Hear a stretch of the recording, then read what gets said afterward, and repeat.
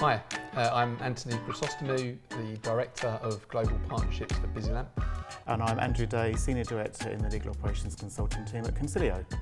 So Andrew, tell us a little bit about Consilio. What did Consilio do? So Consilio are a global e-discovery and managed services consulting company, 5,500 employees in about 20 different countries. And what do you do at Consilio? So my role in the UK is to head up the Legal Operations Consulting or Law Department Management team, which is helping in-house legal teams look at processes, procedures and become more operationally efficient.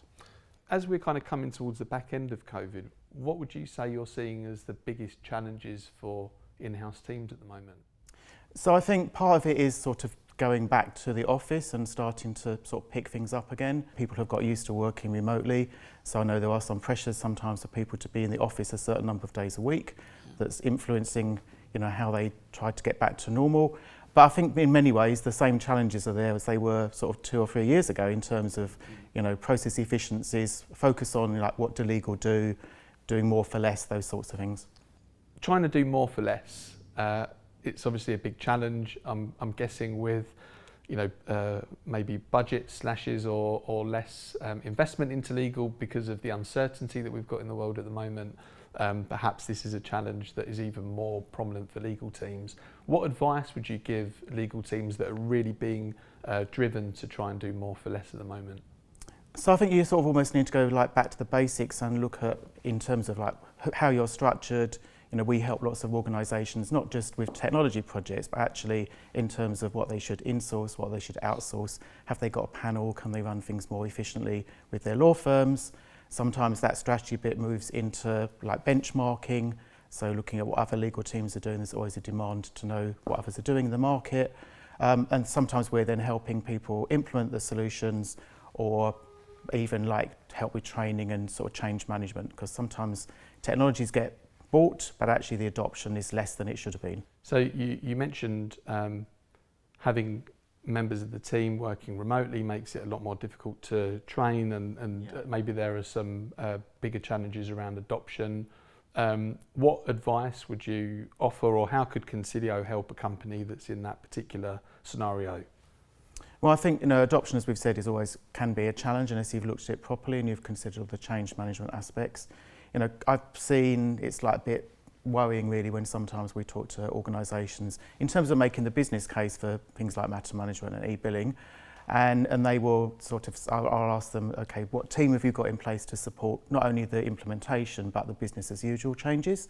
And sometimes I get strange looks even from very large companies, heads of legal operations, in terms of okay, what do you mean a team to run this system? Because they seem to assume sometimes that the system gets installed, everybody starts using it and it sort of runs itself.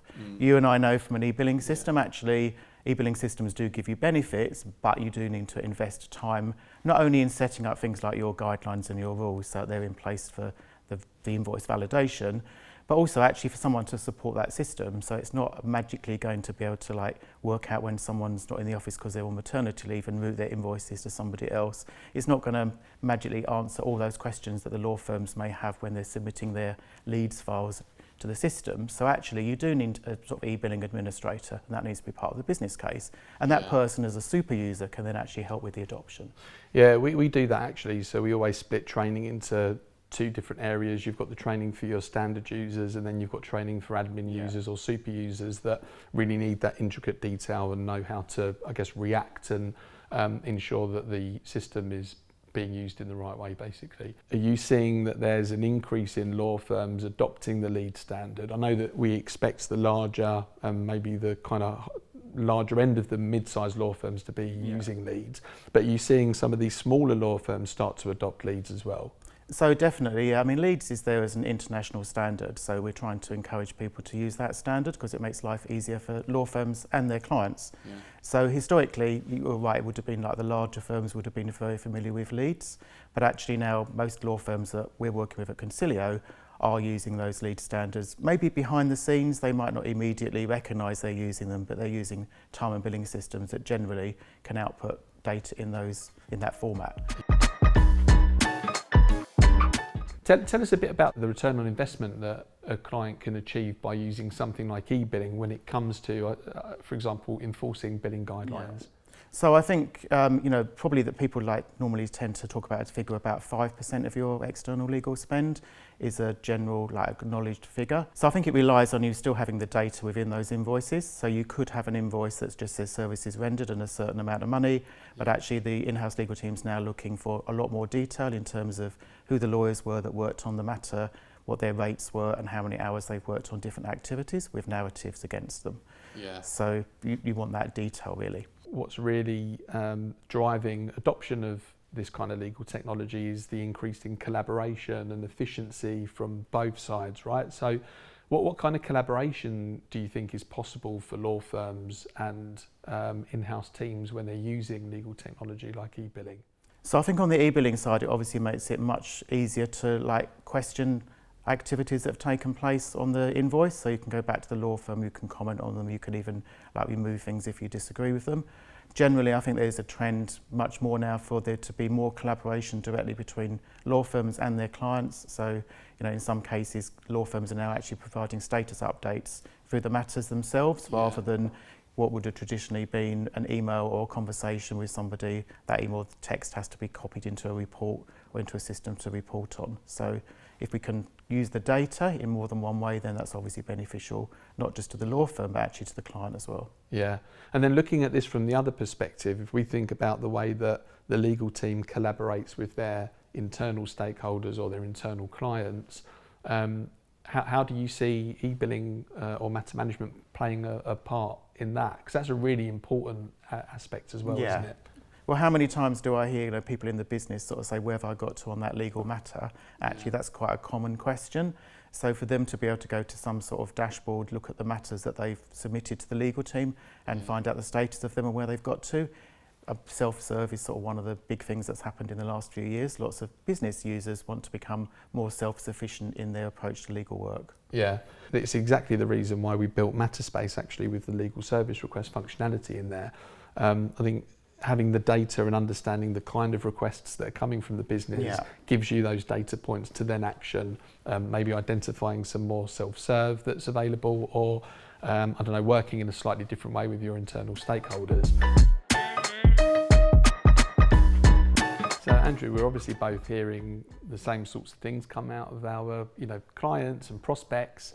One thing that BusyLamp are doing, as you know, is partnering with the best consulting companies globally to really help our clients and prospects to unlock these opportunities and really try and realise the potential that legal has within their businesses. Do you want to talk a little bit about the partnership with BusyLamp and how you can essentially help our clients and prospects to do exactly that? I think there are lots of opportunities from us working together. So, we've had an informal partnership with BusyLamp probably since almost the very beginning, and that's become more formal over the past few years. So I think we are independent in terms of we're agnostic in terms of technologies that we use and suggest and partner with, but obviously we want the best solution like yours for the clients that we're working with.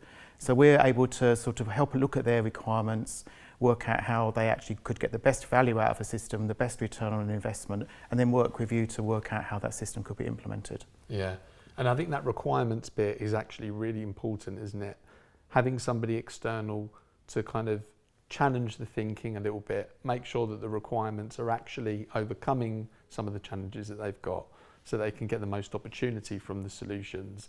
It is something that we always see. Having somebody external involved, really does pay dividends in making sure that works. And the better the requirements gathering bit is at the beginning, the more successful the rollout and the implementation and then the use of that product is in the future.